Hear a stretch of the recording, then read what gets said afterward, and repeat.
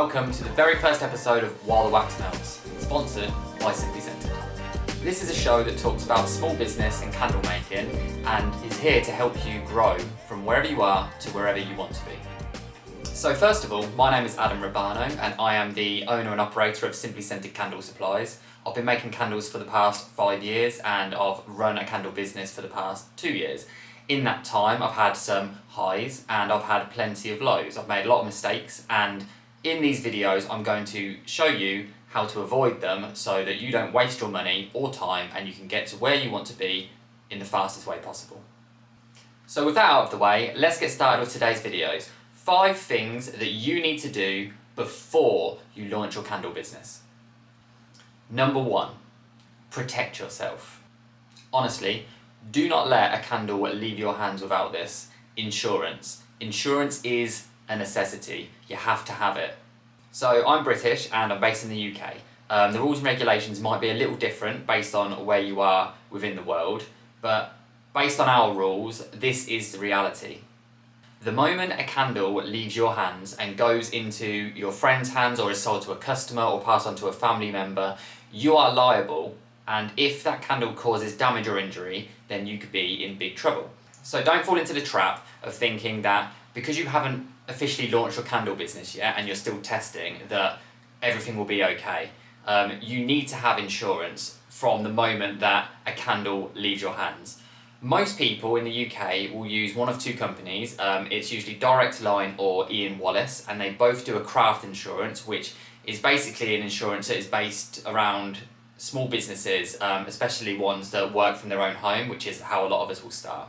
So that will set you back probably around £140 a year. I think you can pay it monthly as well as yearly, and I'll pop the descriptions below of those, and so you can go and check them out for yourself. But honestly, if you take anything away from this video, you need to protect yourself. Get insurance. Don't skimp on it. It's a necessary evil, I know, but get it and then forget it. Number 2, know your brand. Not knowing your brand's identity is a surefire way to waste your time and money. As someone that is looking to create a business, just like I did and just like you want to do, we are naturally creative people, and creative people often want to try lots and lots of things. And if you don't have a brand identity, a brand guideline or a concept, then you trying lots and lots of things will basically just drain your bank account of funds, and you'll end up really struggling to create a cohesive story with what you're trying to do. So the way that we protect ourselves from this and make sure that we stay on brand and on point is that you need to know your brand. So what is your brand? Well, your brand needs to be a part of you, but not all of you, because we're all very multifaceted people and that creates a confusing narrative. So what you want to do is take parts of you, or a part of you, and really focus in on that. So imagine that you were putting a profile on Tinder, or that you were meeting your partner's parents for the first time. You want to show them the good part of you and then probably hide a few bits as well, and that's fine. So from a brand point of view, you could be like, okay, I like really nice luxury things. I like eco-friendly things. I like fun and glittery, glamorous, colourful things. All of those together will not make a cohesive brand, but one of those would. So let's say that we want to choose the luxury, glamorous style. So if you've heard of a brand called Diptyque, they are like candle royalty. They make some of the most beautiful candles in the world. People spend hundreds and hundreds and hundreds of pounds on them. And if I go onto their website, I already know that I'm not going to find a candle that is covered in glitter, that's bright pink, that is bubblegum flavoured, because that's not their brand identity. And if your brand also is a luxury brand, then you already know that in your testing phase, you don't need to test a bubblegum scent, and you don't have to cover things in glitter, and you don't have to make things bright pink. So you don't need to waste your money on that. You can push that all to the side, and instead you can focus on a completely different set of fragrances, containers, waxes, whatever you choose. But you are immediately going, right, I need this side of things, I don't need this side of things, so now we've saved all of that money. It's gone.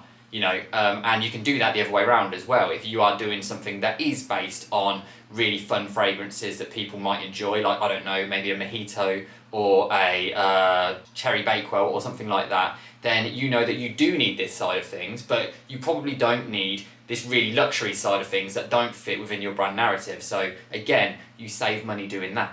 If you are struggling to visualise what your brand might be, I would suggest go onto Pinterest or TikTok or Instagram and search for the names that you think resonate with your brand. For instance, luxury, luxury candle, or eco-friendly candle, or glamorous candle, and then just scroll down and see what the different images bring up, and don't copy these brands, but you can take parts of many different ones and then create something that is unique to you. Number 3, limit your testing.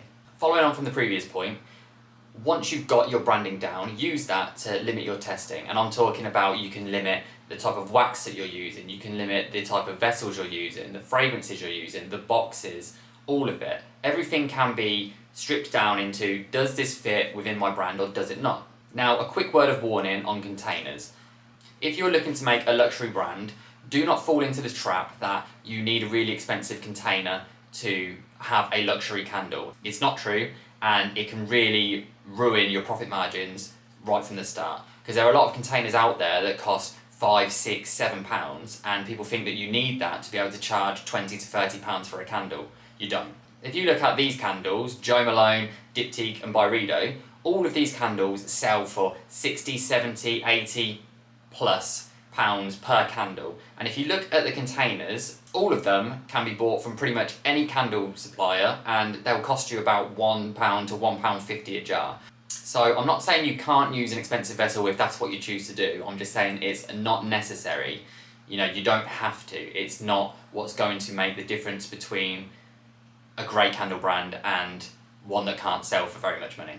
And then moving on to scents, you can decide what sort of scent would my brand use. Now personally, when I'm designing candles and candle brands, I split the scents into 3 different categories. And those categories are naturals, synthetics, and complex. Now when I'm talking about these, I'm not talking about the difference between fragrance oil and essential oils. What I'm talking about is, how do they smell to the consumer? So naturals would be something like fig and vanilla, or watermelon, or pineapple and kiwi. They're fragrances that the consumer can easily identify the different components of, and they associate those components with things that are found in nature.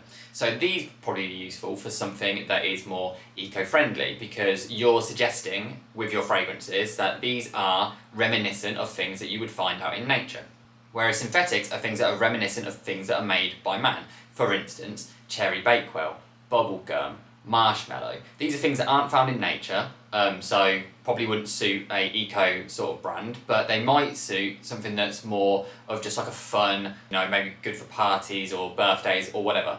So you might have one that is birthday cake, and that would go perfectly with that sort of branding. And then finally we have complex, and complex are usually elements that are taken from both synthetics and from nature. They're more of your perfumey aftershave sort of smells.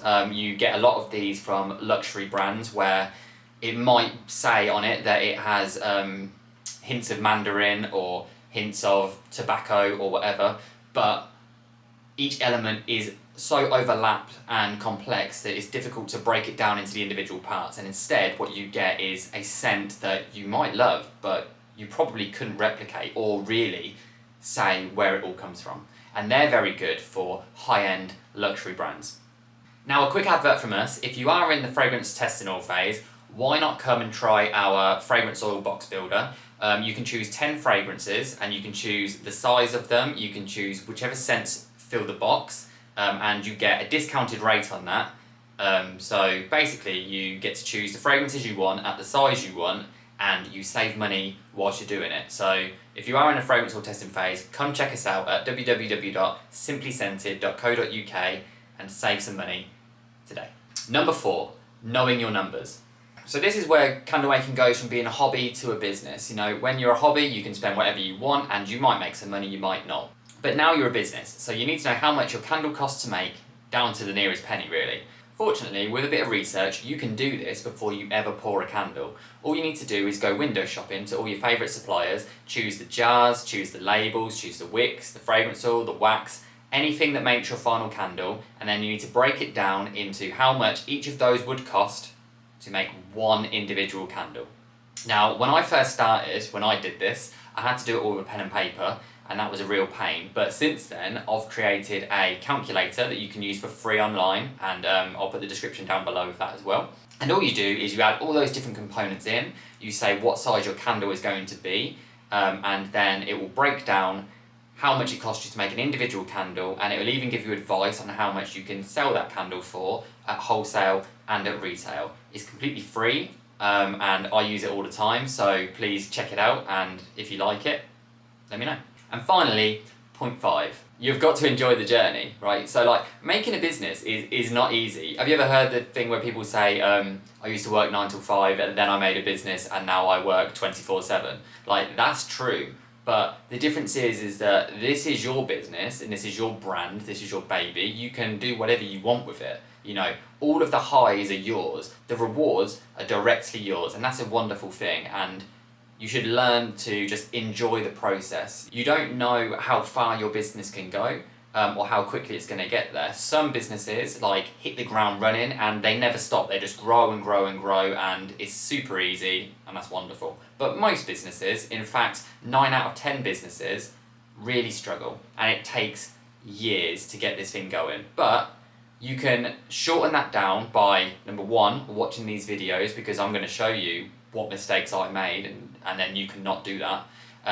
Secondly, you know, if you just do a little bit every day, just one task a day, that task can be like improving your shipping, or improving descriptions on your website, or, you know, finding a quicker way to pour your candles. And you will find that they all add up so quickly, to the point where, you know, your business may have been slow, and then before you know it, it's absolutely flying because you've put in this effort. Just remember, Amazon started in a garage. Jo Malone, she started in a shed. You know, you don't know how quickly it's going to get to where it's going to get. Like, Rome wasn't built in a day. You could be the next Amazon, you could be the next Jo Malone. We just don't know. But with purposeful action, you know, watching these videos is purposeful action. You're increasing your knowledge, you're investing time now so you can make better decisions in the future. And that is commendable. You know, that shows that you are a smart business person from the off. So keep going, enjoy it, and hopefully I'll see you in the next video.